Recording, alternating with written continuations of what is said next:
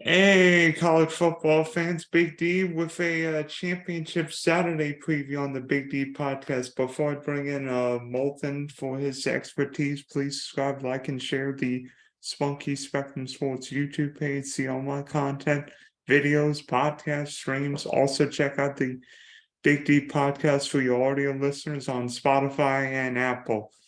So joining me today, the hardest man in sports, hosting his own radio show here in Southwest Florida, will be in Atlanta for this weekend's SC Championship between LSU and Georgia, and Monday night for the Saints and Bucks.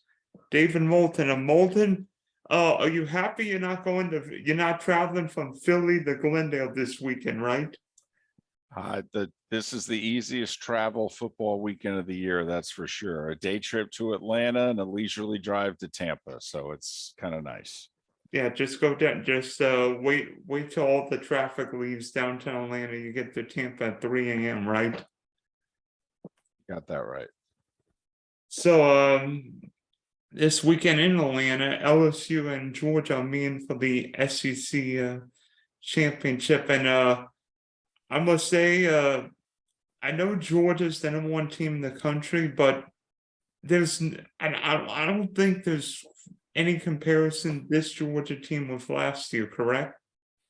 Well, they're different on both sides of the ball. Georgia's defense last year was better. It just was, even though this year's defense is more than good enough. Carter's amazing in the middle of the defense, though. He's going to be, I think, the first non-quarterback taken in the draft. Jalen Carter of Georgia. He's a potentially game-changing defensive tackle, and there are very few of those. Offensively, they're throwing the ball a lot more than they did last year. Last year, it was let's prevent Stetson Bennett from losing us a national championship. This year, they've actually put the ball in his hand. Now, the throws are not the most difficult. It's a lot of controlled passing. They use their tight ends a lot, but they throw the ball a lot more than you think. They're more high scoring than you think.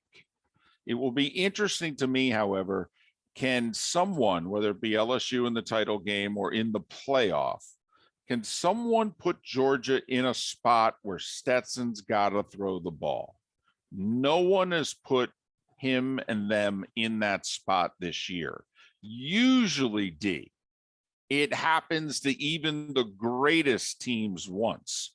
You know, the best college team I ever saw was the 01 Hurricanes. They barely survived Chestnut Hill against Boston College. You know, I mean, usually you get one game. Last year, Georgia was unbeaten in the SEC championship game. Alabama got them behind. Bennett turned the ball over. You know, just will somebody at some point put Georgia in a spot? It's yet to happen. Not sure LSU can do it. Will be interesting to see if that offense, which is kind of on a roll, whether or not it can stay on a roll against that defense. You mentioned Georgia's offense this year, and I don't think and tight ends are such a focal point of football now, whether it be college or the NFL. But Georgia might have the best 1-2 tight end punch I've ever seen with Bowers and Washington. I mean, Bowers could be a top 10, 12 pick when he's eligible next year, and Washington's not bad either. I was going to say, I think he'd go top 10 or 12 this year. In fact, if you're Bowers, do you need to even play the 23 season? He's the closest thing to Travis Kelce on Saturdays that I've seen. He's the biggest weapon at that position that I've seen in the 15 plus years that I've been covering college football, you know, as intensely as I have. But even going back to Jeremy Shockey and Kellen Winslow Jr. I mean, I think Shockey was close as to how big of an impact and a weapon he was on the field. But I think Bowers is even a bigger weapon.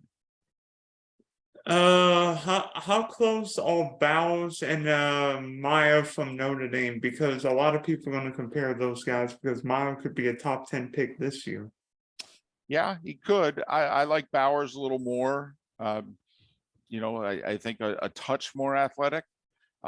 Myers, I think, a little bulkier, So he might be better. Maybe he would fit like a Niners scheme, whereas Bowers would fit a Chiefs scheme, if you know what I mean. But yeah, no doubt. I mean, and he'll probably win the tight end award this year because he's, more upperclassman than Bowers.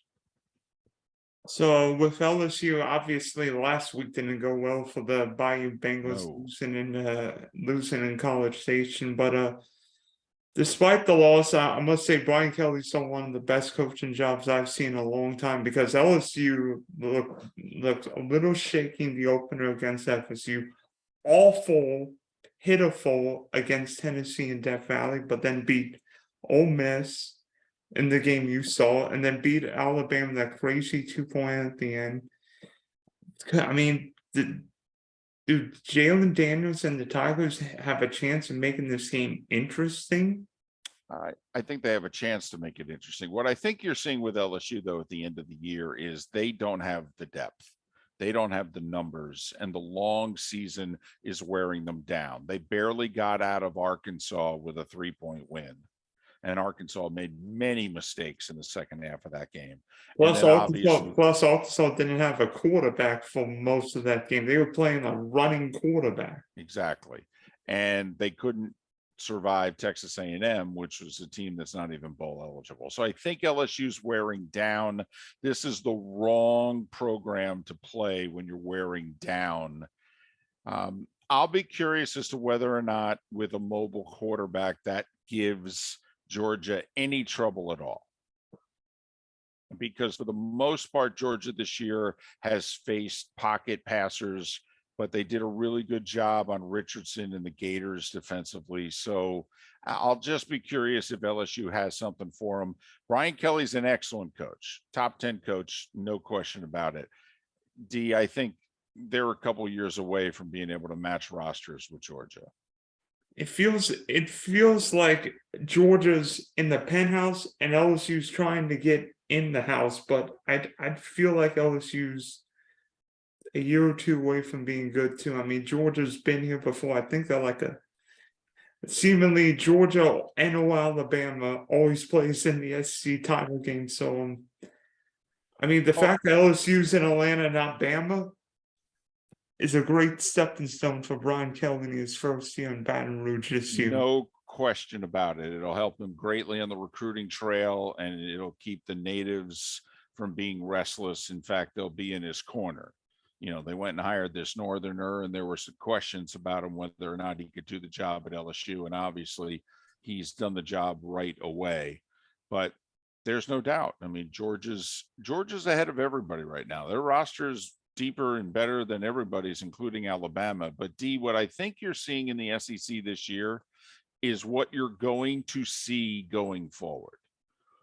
It's going to become very NFL-esque. You can't be as financially invested as all of these schools are. I mean, Ole Miss's football coach is making $8.5 to $9 million a year. Kentucky's football coach is making $8.6 million a year. You can't spend the money that these schools are spending on this sport and not at least be pretty good. And as we see in the NFL, if you're pretty good, you're capable of beating just about anybody on a given day. I mean, the Eagles barely got by the Colts 10 days ago. Okay. And I think the SEC is getting to that point where they're going to add a conference game. So they're all going to play 9 conference games going forward. There's more pressure to play a better non-conference schedule because you got to sell tickets and the TV networks and all that. And I think you're going to start seeing the schools eat each other up. Georgia right now has avoided it, but they've benefited from playing in the East. Well, the divisions are going to go away. And when that happens, you're going to get much more balanced scheduling. And I think by 2025, D, the SEC is going to look like the NFL. Just about everybody is capable of beating everybody. Plus, Oklahoma and Texas are going to join the SEC. And Well, D, Oklahoma just went 6-6 in the Big 12, and Texas just went 8-4. I mean, I don't know if Texas and Oklahoma are in a hurry. Is all I'm saying. Maybe Oklahoma wishes they had Lincoln Riley back, but Yeah, I think they're changing their tune on that one. They badmouthed him all off season, and it's funny, funny how things are. yeah, I can remember 1 year ago we were talking about Lincoln Riley going to SC, and now the Trojans are in the Pac-12 title game. So I thought you were right about SC, but I didn't think SC be this good this fast. And obviously, the main catalyst for Southern Cal being this good is Caleb Williams. I mean, seems like every game I watch SC play, Caleb Williams is turning into Patrick Mahomes 2.0. Well, some of us thought they'd be better than others, but very few, if any, thought that they'd be in the Pac-12 title game at 11-1 with a Heisman Trophy winning quarterback, and he is going to win the Heisman. And 51 new players. 51 new players. This is the college football world we live in nowadays, where you can lose a roster and replace a roster all in a year. I mean, SC took advantage of this transfer portal policy better than ever, getting guys from Stanford, getting Addison from Pitt, getting Caleb Williams from Oklahoma. It's like SC's not a college team anymore, but like a college football free agency destination. Well, it always has been, though. I mean, USC is one of the Rolls-Royce programs in the sport. They just have to get their act together.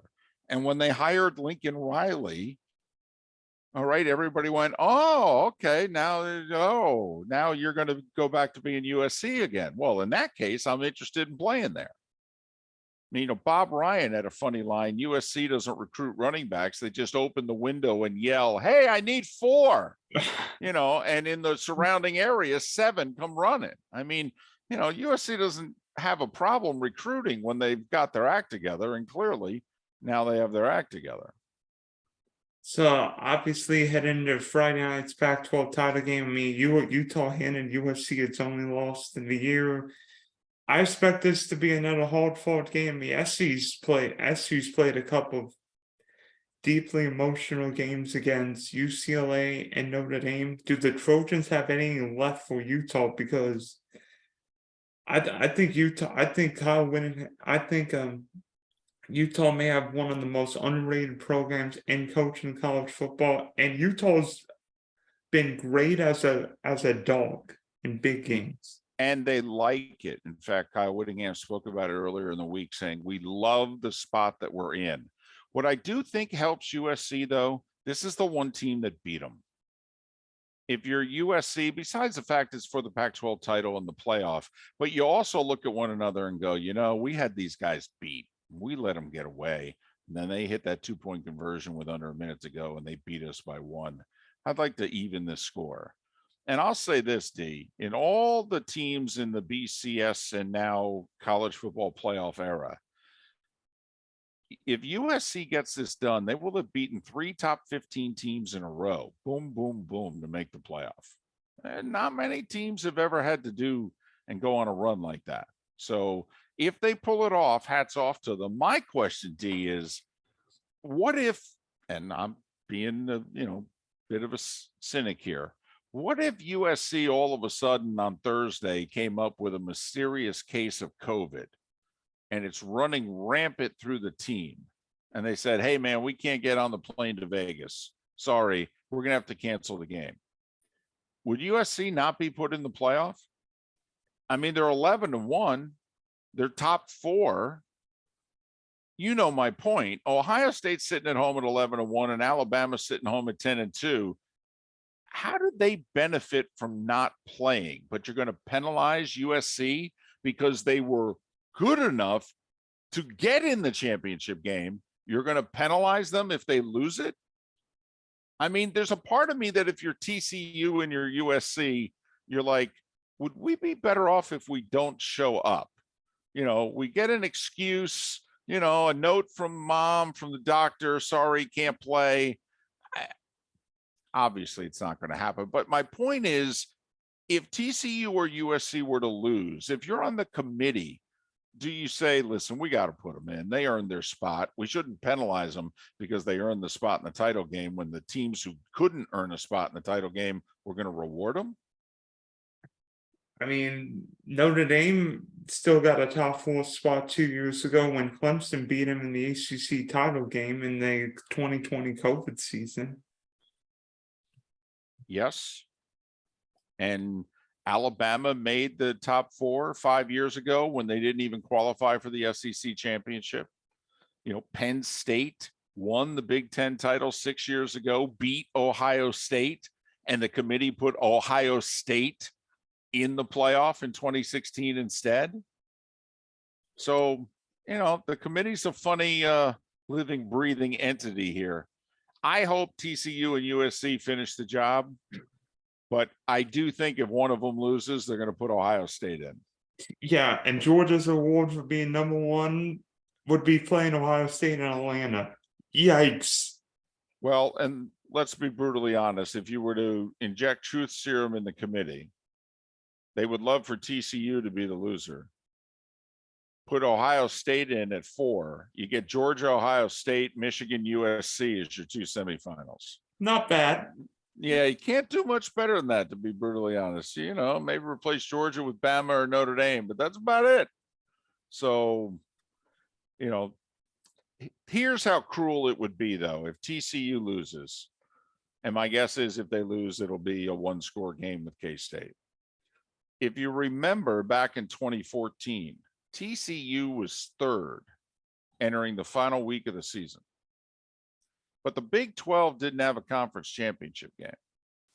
So when TCU won by 7 touchdowns, at the same time that Ohio State was winning the Big 10 championship by 7 touchdowns, the committee took Ohio State and moved them above TCU and dropped TCU out of the top 4.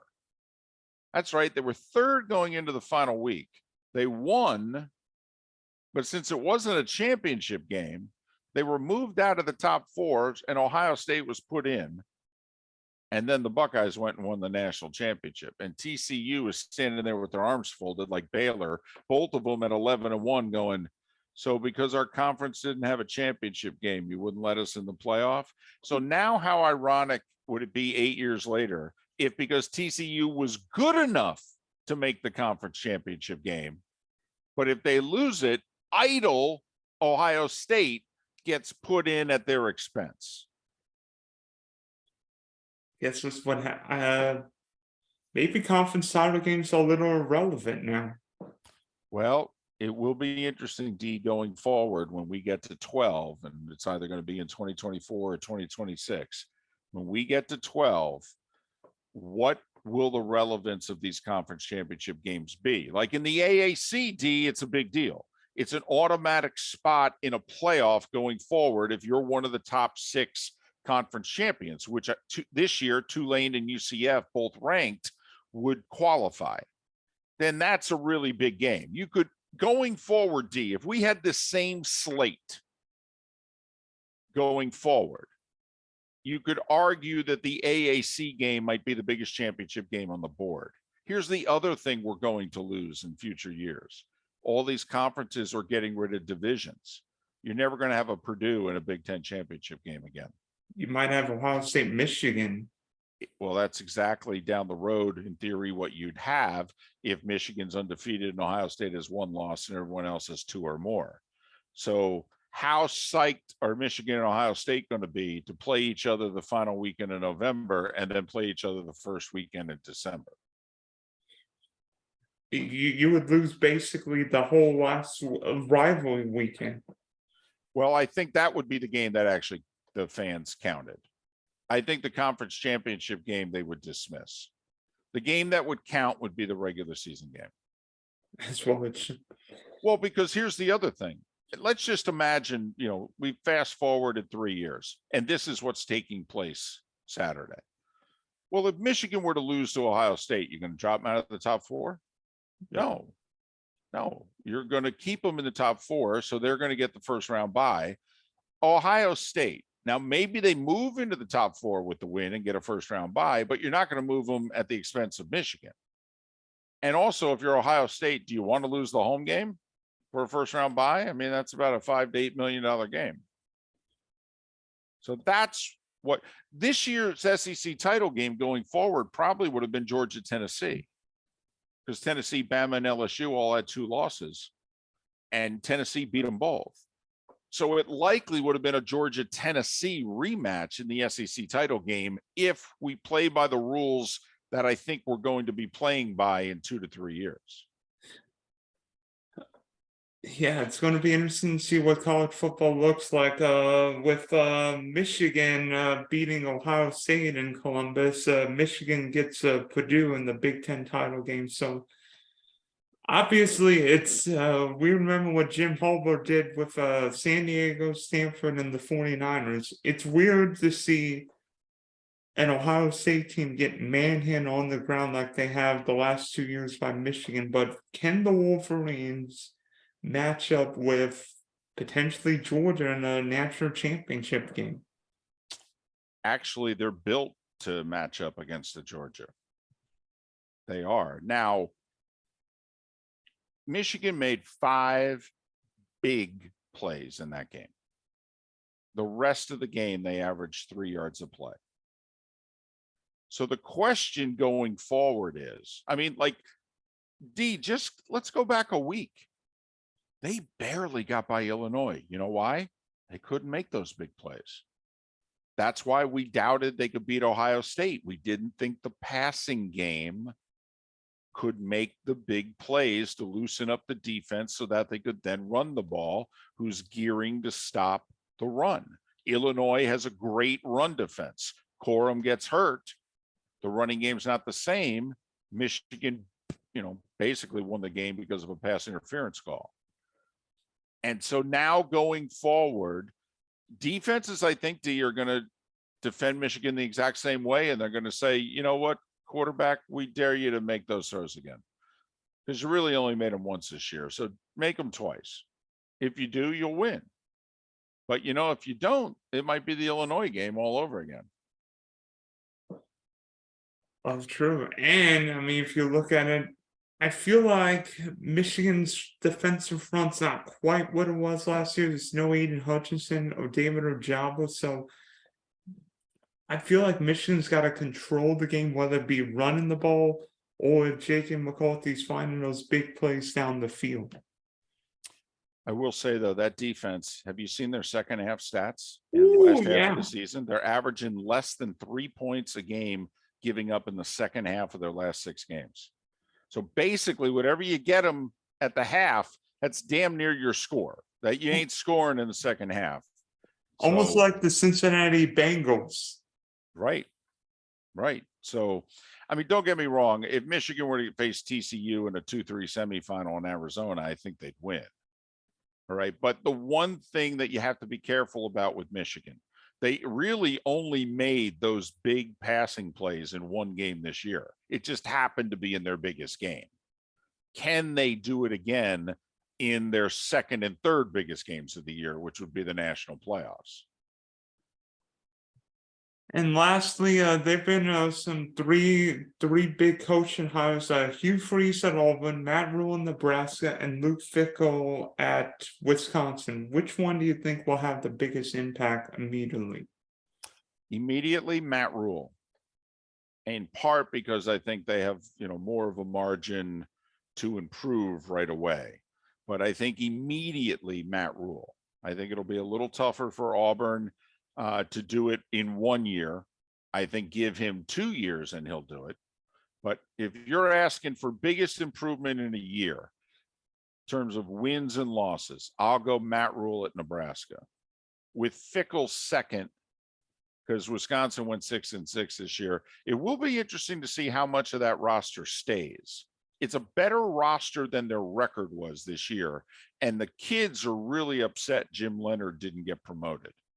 So I'll be curious to see how many of those players leave via transfer. I wonder Jim Leonard heads to the NFL, because I heard rumors that maybe he'd be the Packers defensive coordinator. Well, if you're Jim Leonard, you have to decide once and for all, am I a college guy or a pro guy? And I think he's a college guy. So how about this? How about Jim Leonard as defensive coordinator at Alabama? Mm. I could see both coordinators being replaced at Alabama. Especially, I could see Dan Mullen as offensive coordinator and Jim Leonard as defensive coordinator. go get the 5 coaches union, right? Well, take a look at what Nick's done the last 7-8 years. If you get fired and you need to be rehabilitated, Nick's your guy. Especially because next year Alabama's quarterback's going to be the kid you saw against A&M, right? And he's a great runner. Maybe not the passer Bryce Young is. Not so sure. Not so sure. You thinking Think- transfer portal? Definitely could be transfer portal. Could also be their third string quarterback's a pocket passer. I think Nick wants to change their style of play going forward. He said so a couple of weeks ago. He kind of wants to go back to how they used to play offense in, I'd say, between 2009 and 2015. With the 4 great wide receivers and Tua, I think Nick feels they've gotten a little too spread happy, a little too much passing, a little too much finesse. I think Nick wants to go back to being a power offensive team, and maybe the running quarterback fits that, but a pocket passer fits it also. A little like Georgia and Michigan, maybe. Very much like Georgia. Yes. All right, so thanks for hopping on, David. We wish you safe travels and happy holidays, and hopefully we get some good games this weekend. Hope so. And if we don't talk between now and then, a merry and a happy, and D, call me anytime. Thank you.